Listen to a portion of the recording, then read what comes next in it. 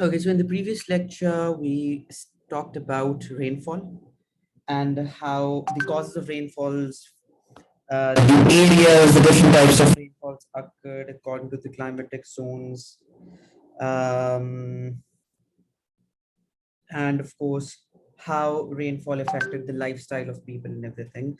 Um, for now, let's look at how the climatic zones, the climate of each zone, highland, lowland, arid climate, coastal climate, affects the lifestyle of people living in those areas.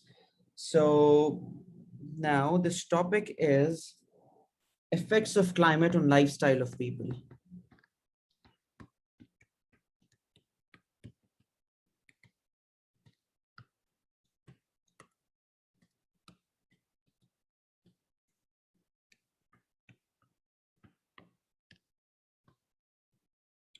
Okay.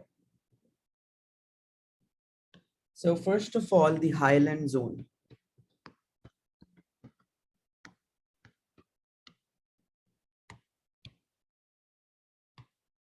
For the highland zone, because we know the winters are extreme and the summers are mild to warm. Obviously, the lifestyle is tough in winters because of the climate. Um, so you could say indoor activities in winters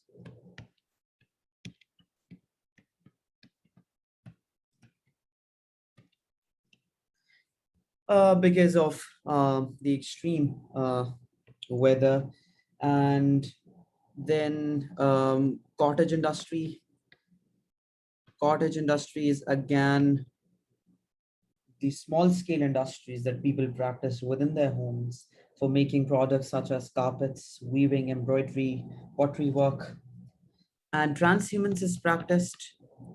Transhumance is when people move to the lower areas, to lowlands in in winters because of the extreme climate, along with all the cattle, the flocks, because cattle farming is also practiced in the northern areas. So people move towards the lowland areas in winters and then they move back to the highland areas in summers. This is how they adapt to these severe weather conditions. So this is transhumance.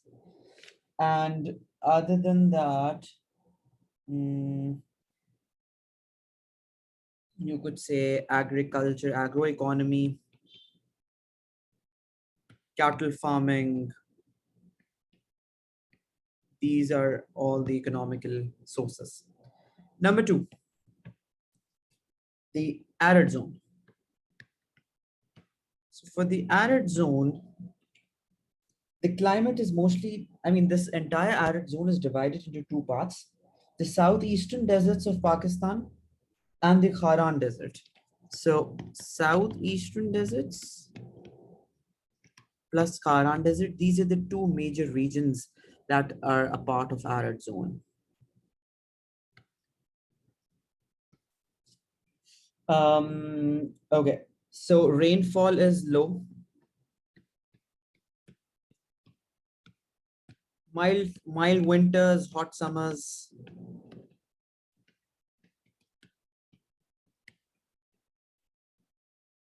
And because of that, this region is moisture deficient because of low rainfall.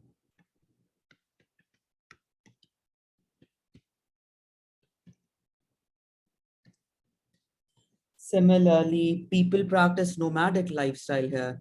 Nomadic lifestyle is when people keep moving from one place to the other in search of water, food.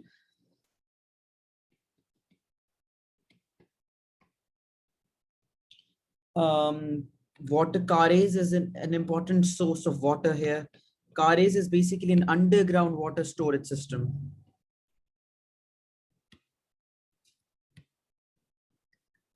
Why are carries so common? Because on ground, because of heat, the water tends to evaporate.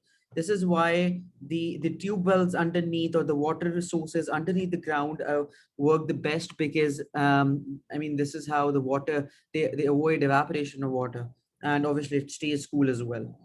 um so crop cultivation is difficult in summers because of extreme heat.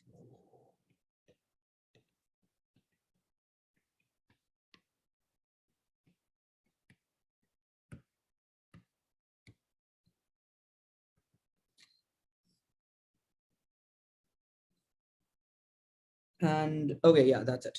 So now the third one is the lowland climate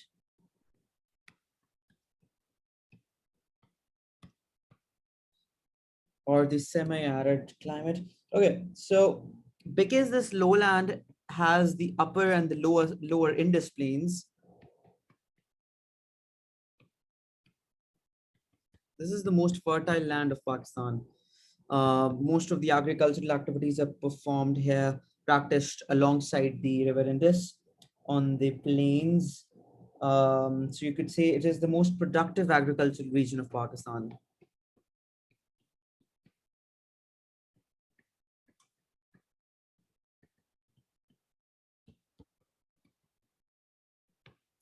Similarly, irregular patterns of rainfall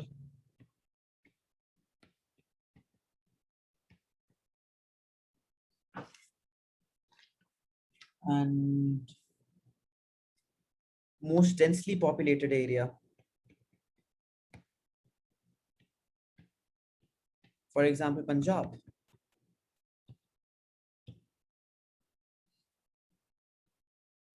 And settled lifestyle,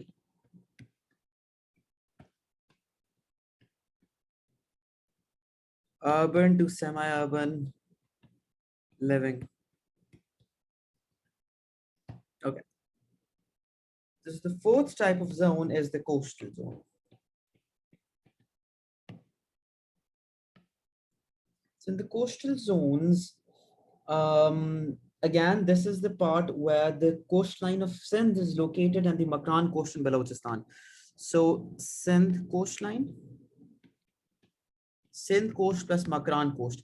Makran coast is in Balochistan. And okay, mild climate all around the year, because even if you travel to Karachi now, you'll experience a very mild summer, and in winters, extremely. I mean, winters aren't very proper as well. Mild to yeah, mild winters, and precipitation is very low, low average rainfall.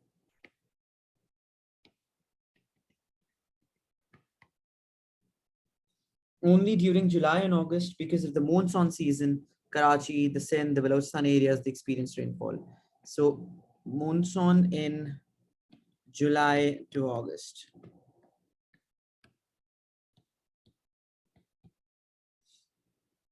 Okay. Other than that, rain dependent reservoirs, and because of the because of the low average rainfall, most of the times these areas experience shortage of water.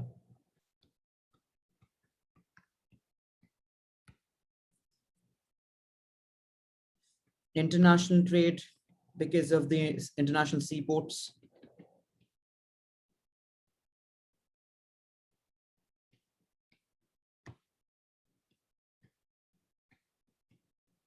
and you could also name a few as examples: Gwadar, Pasni, Armara, Karachi Port, Port Ben Qasim.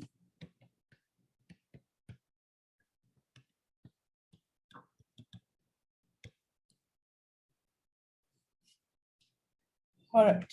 And yeah, so we're done with this now.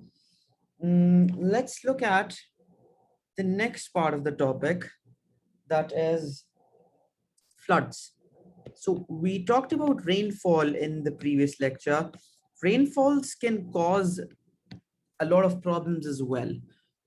I mean, if let's say the rainfall crosses the average amount per year, um, floods, they could cause floods. And if let's say the quantity of rainfall falls below the average rate of that year, they could also cause extreme water shortages, droughts, and yeah, scarcity of water. So for river floods, I mean, water is considered to be one of the most important um, attractions for human settlements, because if you look at the history, the civilizations tend to uh, live by the rivers. In the Egyptian civilization has this river Nile, because in the during the early days of the Egyptian civilization, the people, they started making their permanent housing areas and residential areas alongside river Nile. If we talk about the Indus Valley civilizations in Pakistan, they started to get settled alongside river Indus here. So most of these civilizations in the early days used to choose their residential areas on the basis of water supply. So water has been a very important attractions for the living for the settlements, but it can also be a threat when the amount of water per year increases. First of all, what can be done to reduce the flood risk? So this is the first question. How can we reduce the flood risk?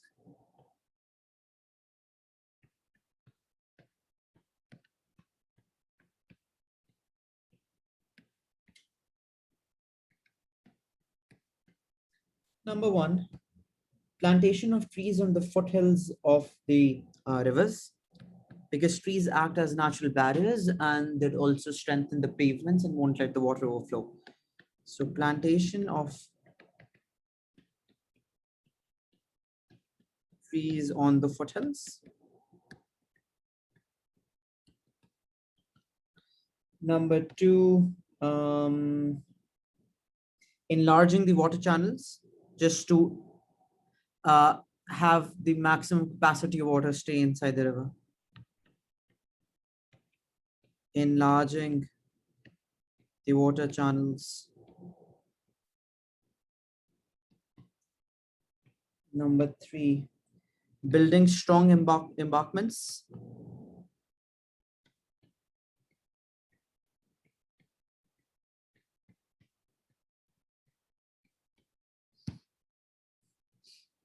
Number four, um, reservoirs to store the wastewater,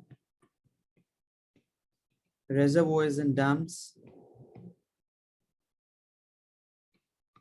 Number five, you could say publicizing flood warnings through radio, television, newspaper.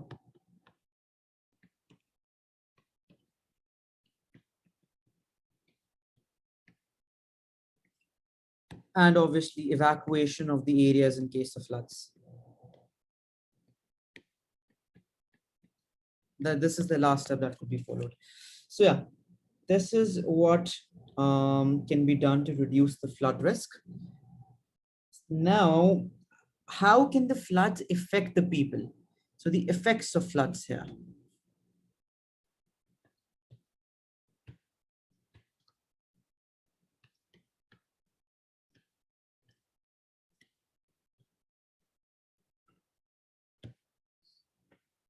So for the farmers, floods can obviously destroy the crops.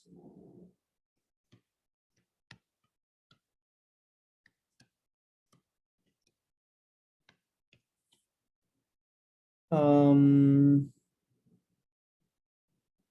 at the same time, there could be some positive effects as well. Okay, let's just talk about the negative effects of floods for the time being. Destruction to the residential areas.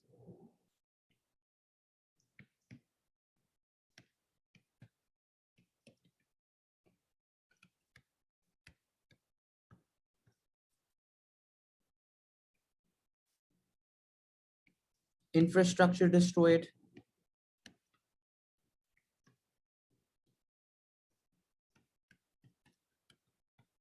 For example, power lines, roads, railway tracks. Okay. And if we talk about the benefits of floods here,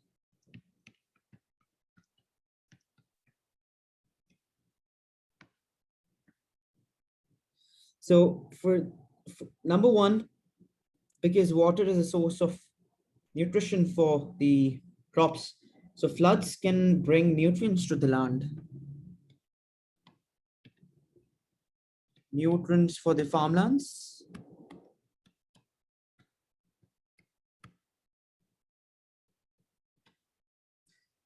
Um, Also layer of alluvium. Alluvium is the best quality of soil.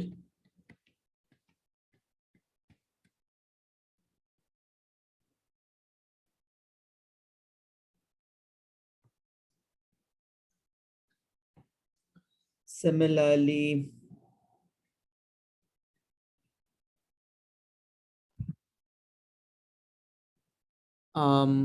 fish production, because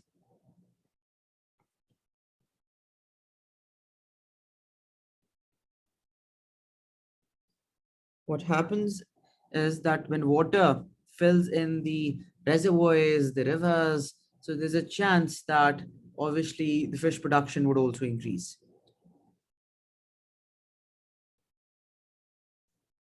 And also recharge of groundwater supply,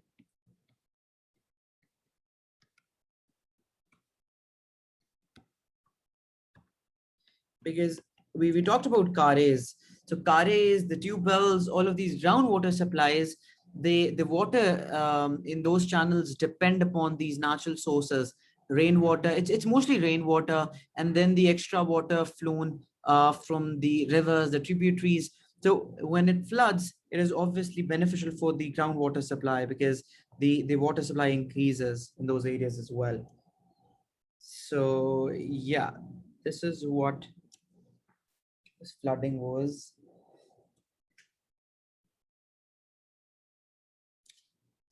And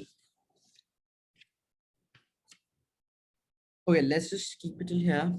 Guys, is there any question from today's lecture?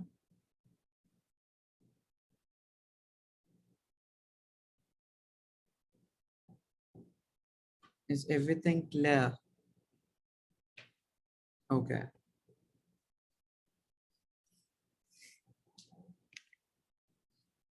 So I'm gonna assign you a few questions now as part of the assignment.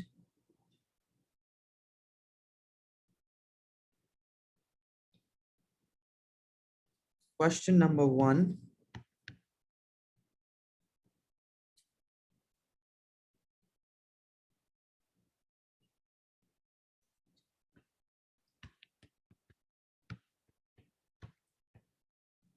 With reference to the temperature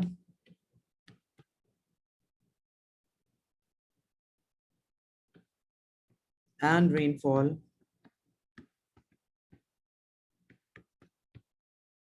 identify and explain the differences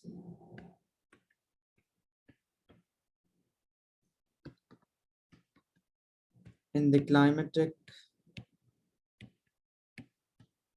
zones of Pakistan.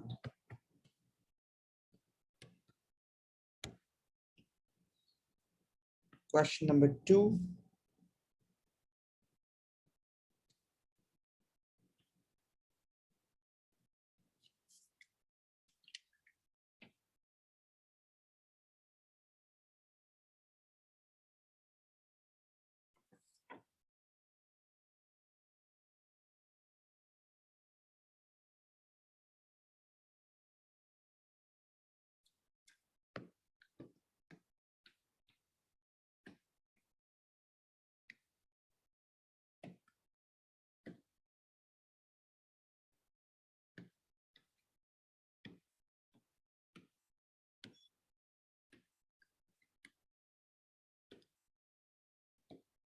How and why may the economy of an area be affected by flooding?